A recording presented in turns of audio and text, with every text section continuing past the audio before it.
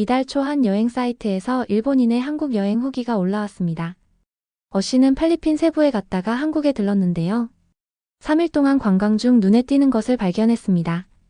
마트에 가서 한국 쌀을 산 겁니다.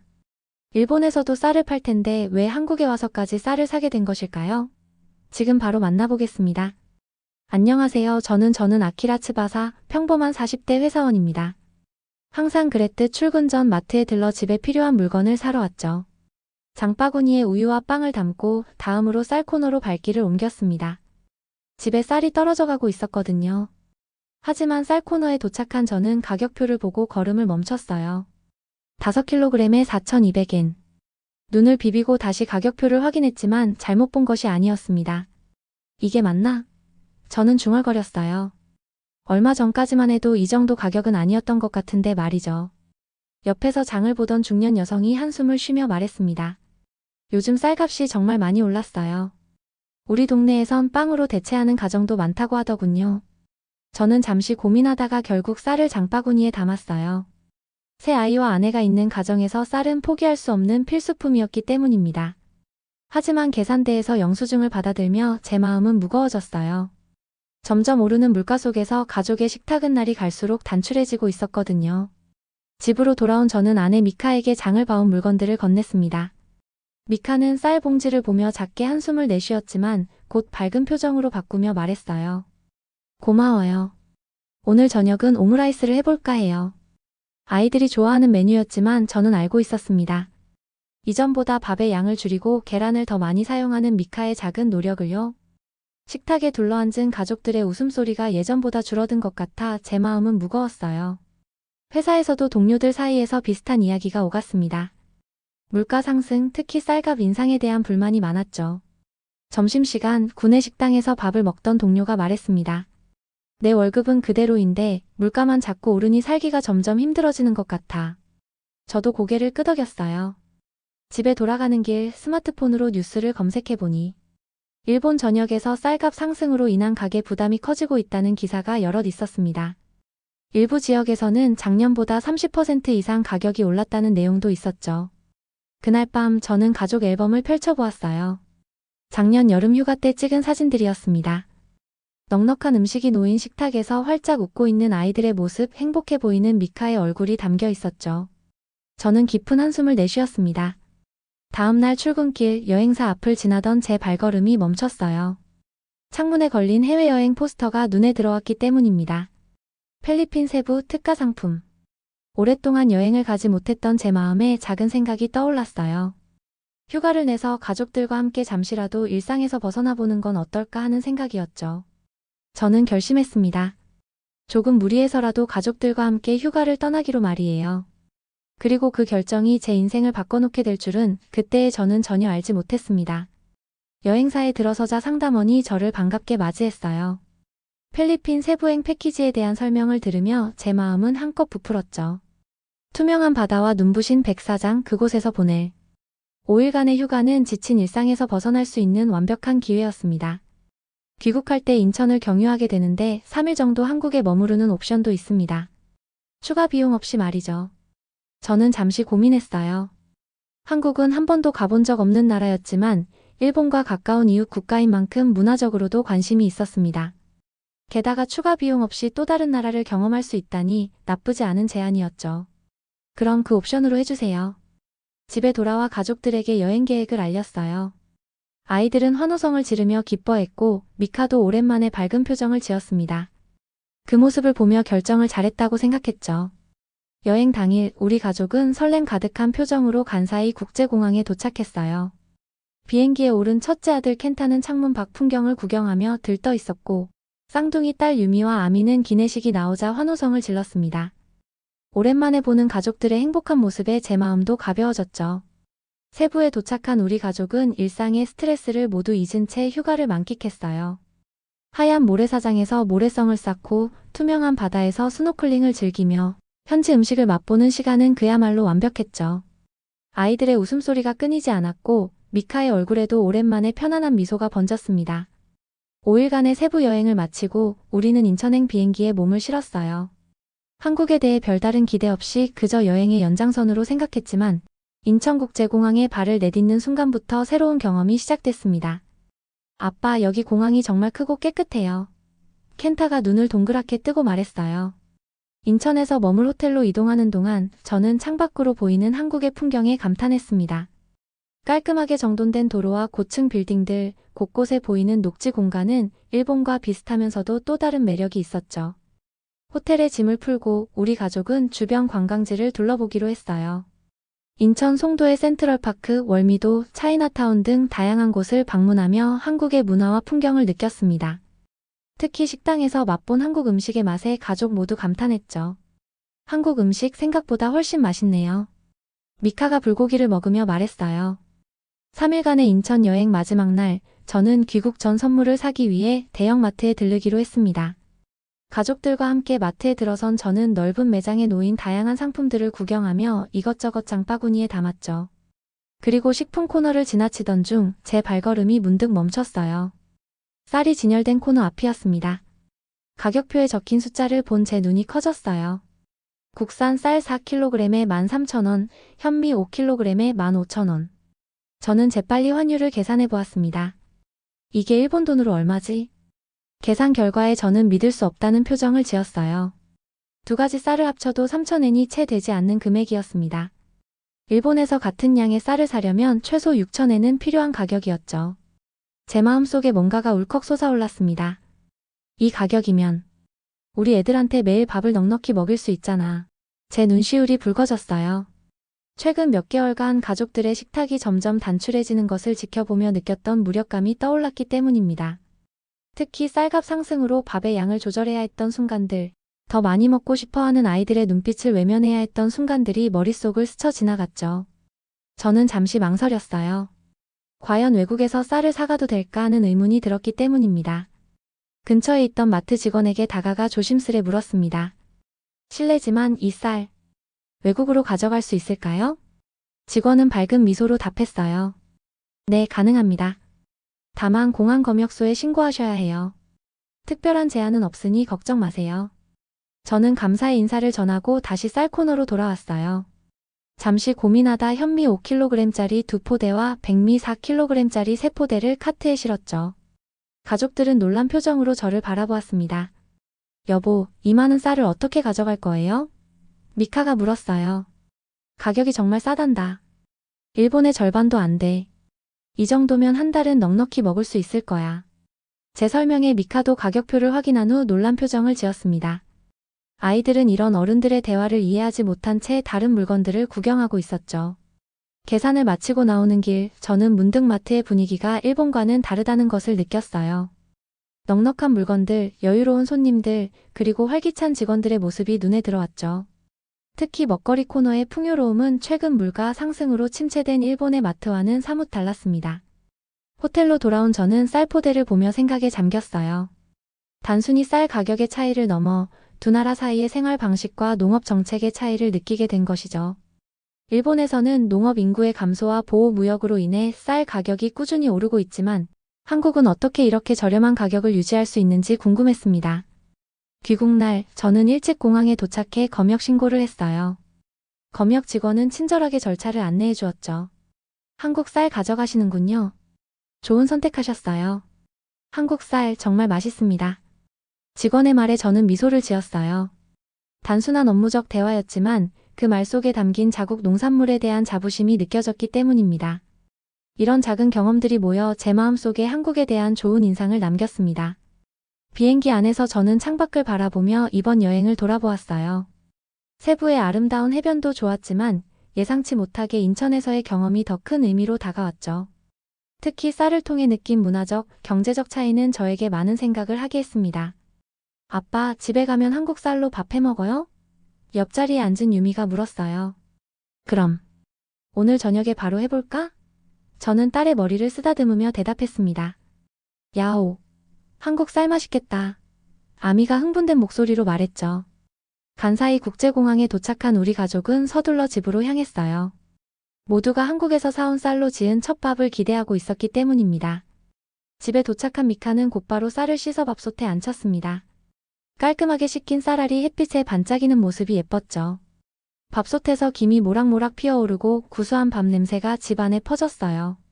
제 가슴에는 묘한 감동이 밀려왔습니다. 단순한 쌀 한 봉지가 이렇게 큰 기쁨을 줄 수 있다니 생각지도 못했던 일이었죠. 다음 날 아침 저는 제 SNS 계정에 무슨 일이 일어났는지 확인하고 깜짝 놀랐어요. 제가 올린 게시물에 수백 개의 댓글과 공유가 달려 있었기 때문입니다. 대부분의 사람들이 비슷한 반응을 보였습니다. 정말인가요? 그 가격으로 그런 품질의 쌀을 살 수 있다니. 저도 얼마 전 한국 여행 갔을 때 물가가 전반적으로 일본보다 저렴하다고 느꼈어요. 우리 농업 정책에 문제가 있는 건 아닐까요? 제 단순한 경험 공유가 많은 사람들의 공감을 불러일으킨 것이었어요. 아침 식사 시간, 미카가 제 스마트폰을 들여다보며 놀란 표정을 지었습니다. 여보, 글이 꽤 화제가 됐네요. 이렇게 많은 사람들이 관심을 가질 줄 몰랐어요. 저도 예상치 못한 반응에 당황스러웠지만 한편으로는 많은 사람들이 저와 비슷한 고민을 하고 있다는 사실에 위안을 느꼈어요. 출근길 전철 안에서도 계속해서 댓글이 달리는 것을 보며 생각에 잠겼습니다. 단순히 쌀 가격의 문제가 아니라 우리 사회가 기본적인 식품에 대해 어떤 가치를 두고 있는지에 대한 문제인 것 같아. 회사에 도착하자 여러 동료들이 저에게 다가왔어요.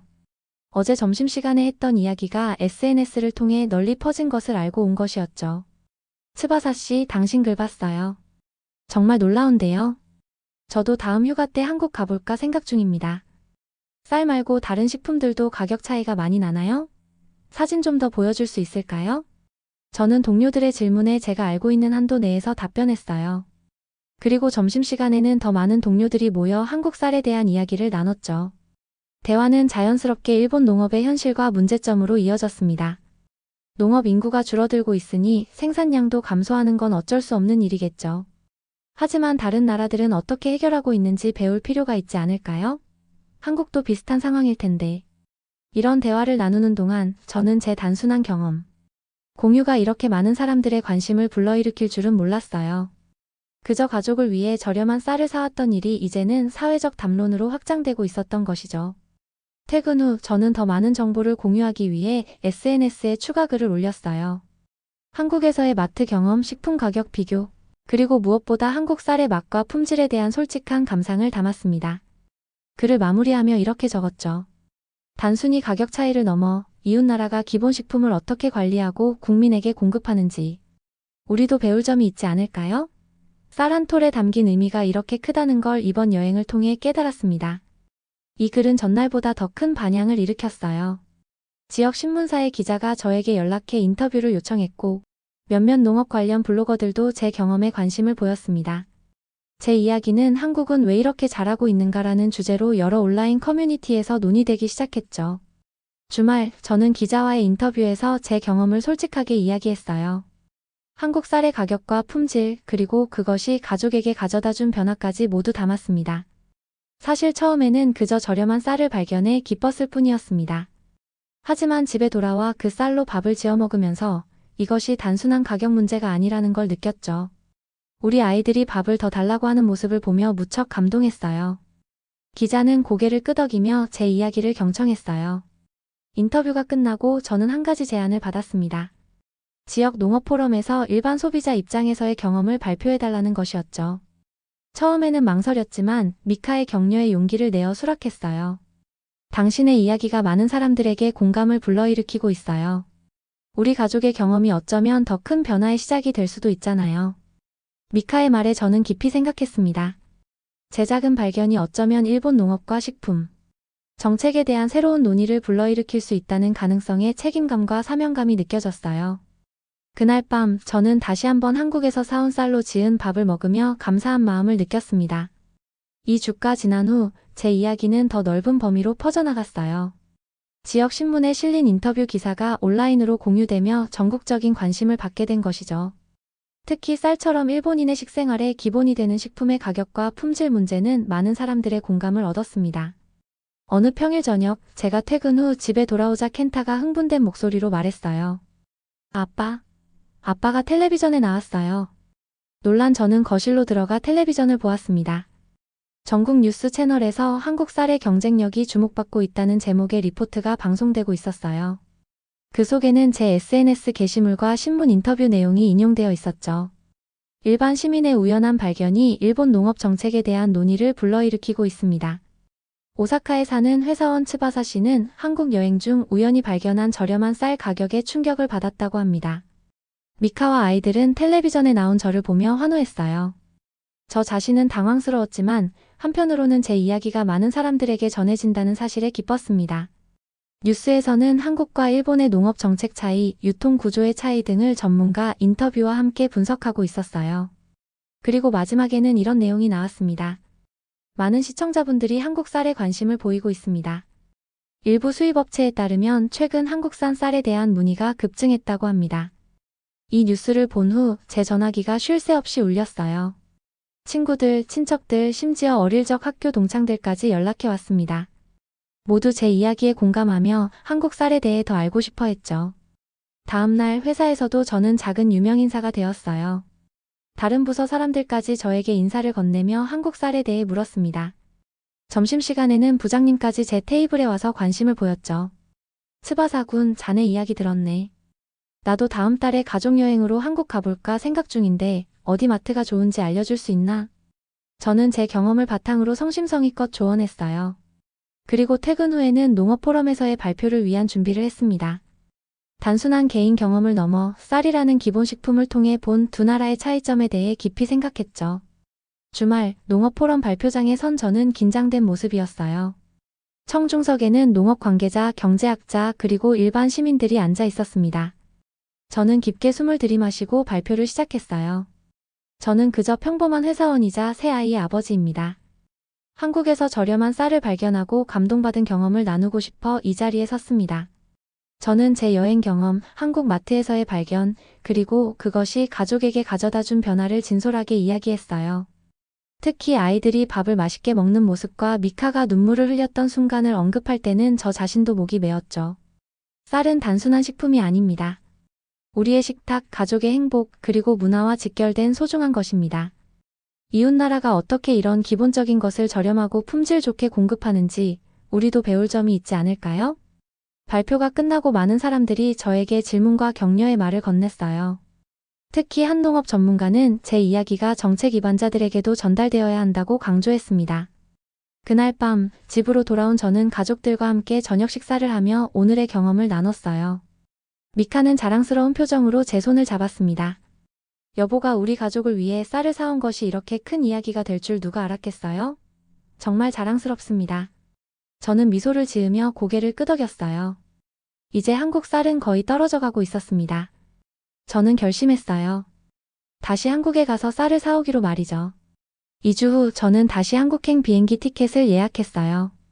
이번에는 홀로 가는 짧은 여행이었습니다. 목적은 단 하나, 더 많은 쌀을 사오는 것이었죠. 미카는 제 결정을 전적으로 지지했어요. 이번에는 더 큰 가방을 챙겨요.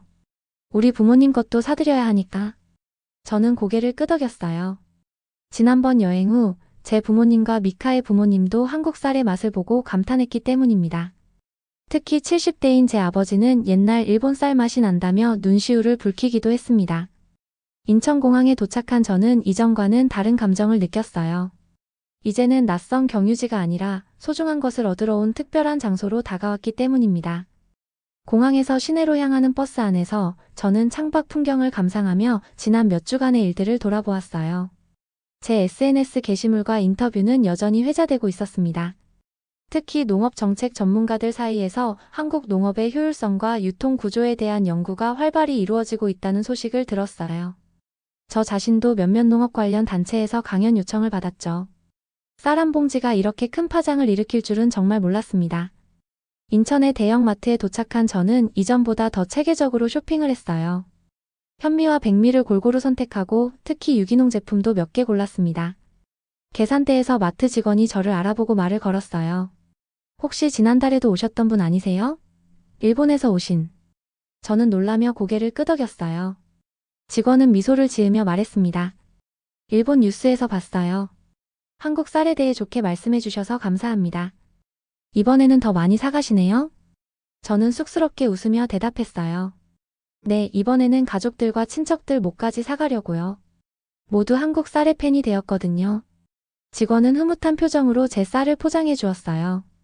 그리고 작은 선물도 건넸습니다. 한국 전통 도자기로 만든 작은 밥 공기였죠. 저희 마트 선물입니다.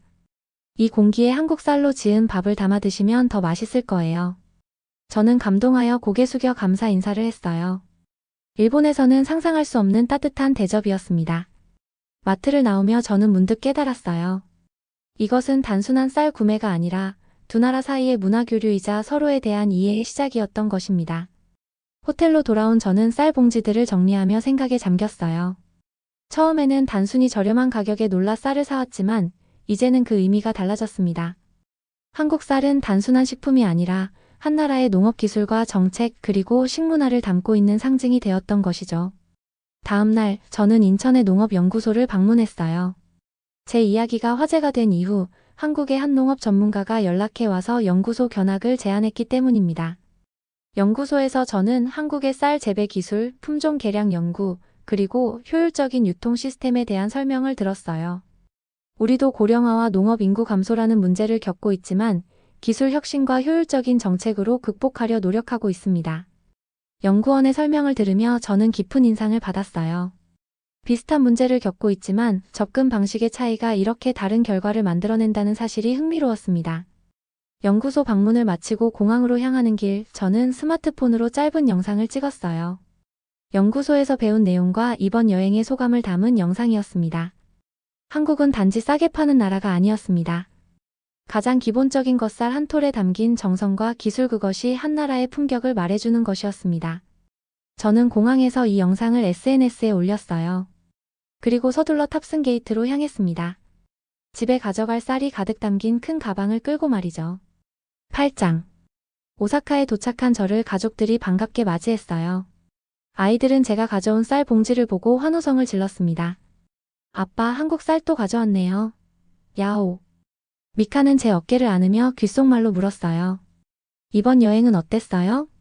생각보다 훨씬 의미 있었어요.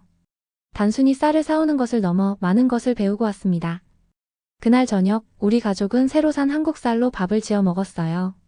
저는 한국에서 선물 받은 도자기 공기에 밥을 담아 식탁에 내놓았습니다.